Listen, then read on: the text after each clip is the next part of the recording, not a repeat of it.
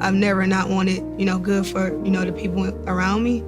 And because I put my pride into work and I put my head down to do that. Forward, you only see our group get tighter and tighter, and we're going to be able to withstand a lot of these matches. Made an effort to get up and put pressure on people.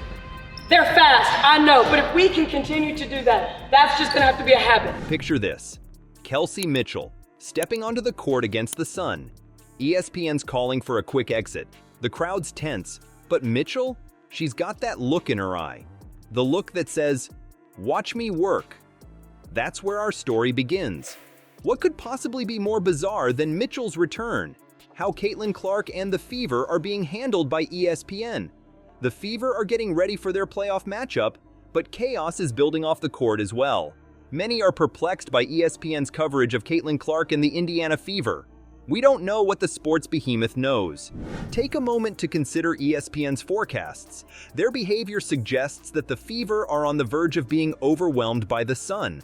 A series sweep has even been discussed by certain experts. Do you think that's true?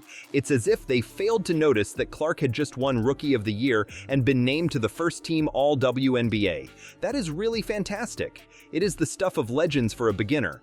But things really start to heat up now. Hasn't just been rapidly approaching, it's been blinding. Led by one of the best rookie seasons in league history by Caitlin Clark. This group, that draft class that came out, they've taken really good leaps at making teams better, and I think C-Square has done that for us like that. And I think for me personally, I'm focused on my team and what we got going on right now, the record for me. In ESPN's eyes, the Fever are a different squad. Indeed, they got off to a shaky start, going 2-9. However, you won't believe it. In the middle of the season, everything turned around. This is a 15-7 run that has everyone, with the exception of ESPN, scratching their heads. Also, Kelsey Mitchell must not be overlooked. For the past 7 games in a row, she has scored 20 points or more. Such a run can decide the outcome of a playoff series. However, ESPN. Mitchell is being treated like any other player on the court. Do you wish to discover what's truly absurd? Since 2016, the Fever have not made it to the playoffs. Just now, they ended the WNBA's longest active postseason drought. That is more than just a return, it is a resurrection. Yet ESPN seems to have overlooked the message. The truth is that the Fever rely heavily on Mitchell's scoring. 19.6 points per game is her average. It's not only good, it changes the game. And her arguments aren't the only ones. Clark, in particular, benefits from her presence on the court because it opens doors for everyone else. Unfortunately, ESPN is completely deluded. Their attention is solely on the Sun's previous achievements, causing them to overlook the Fever's remarkable trip.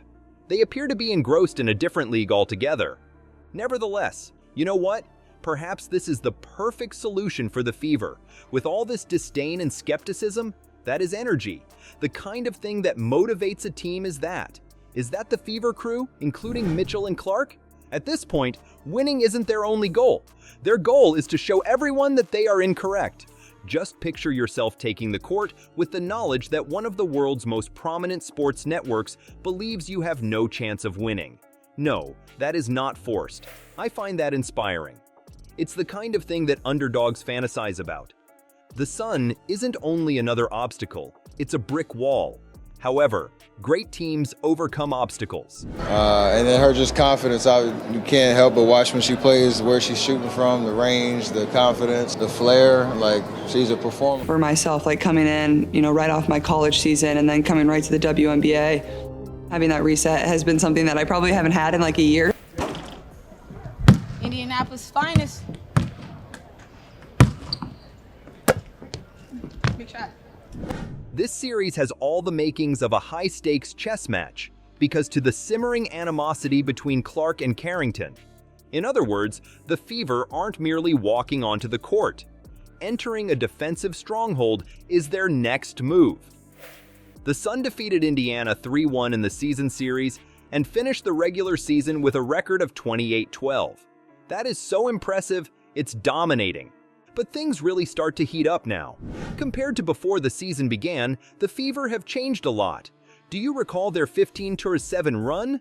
Such momentum has the potential to alter the course of the playoffs. And now that Mitchell is available again, the Sun could be caught off guard. For the sake of argument, let's revisit the Clark-Carrington rivalry. This is about more than just two gamers going at it alone. It's a clash of two very distinct playing styles. Assault firepower from Clark versus lockdown defense from Carrington. The collision between the two forces is like watching a meteor collide with a rock. Can you believe it? This season, the Sun have a 3-0 record versus the Fever. But when they met last, it was the Fever who prevailed. That's a bold statement, not merely a victory. Akin to declaring, "We've figured you out."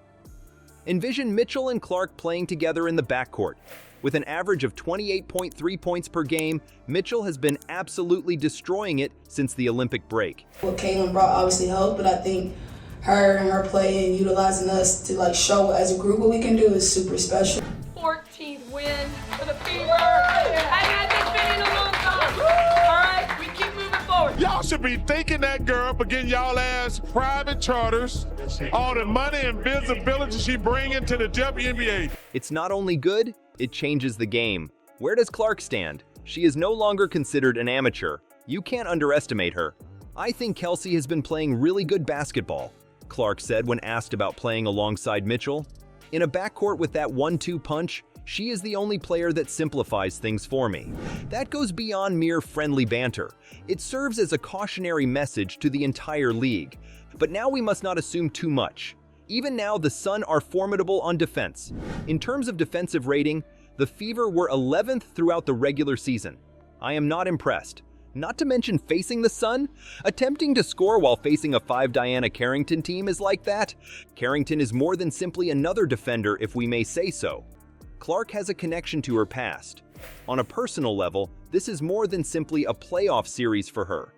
Furthermore, the nature of the rivalry can completely alter the course of a game. In light of this, how does the Fever fare? That they are up against more than just a team, a true test is what this signifies. Taking on one of the league's top defenses will put their attack to the test. A chance to put their improved play to the test against a squad that has consistently outscored them this year. If I'm gonna go out anyway, I'm going out on my sword and my own 2 feet, and I think I pride myself on. Obviously, keep the main thing.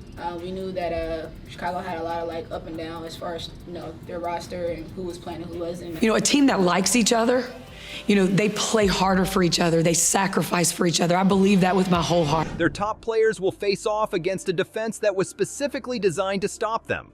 However, consider this. Exams such as this. For good teams, they are the icing on the cake. As we have seen, the Fever are capable of defeating the Sun. They simply need to act now, when the stakes are highest. What happens after Mitchell's return will astound you, even more so than his spectacular recovery. Is the Sun a formidable foe? You won't know what monsters lurk in the latter rounds until you hear about them. The fate of Indiana's fairy tale run hangs in the balance depending on these teams. For the sake of argument, let's pretend the Fever defeat the Sun. Do you really believe that will be their last obstacle? Absolutely not.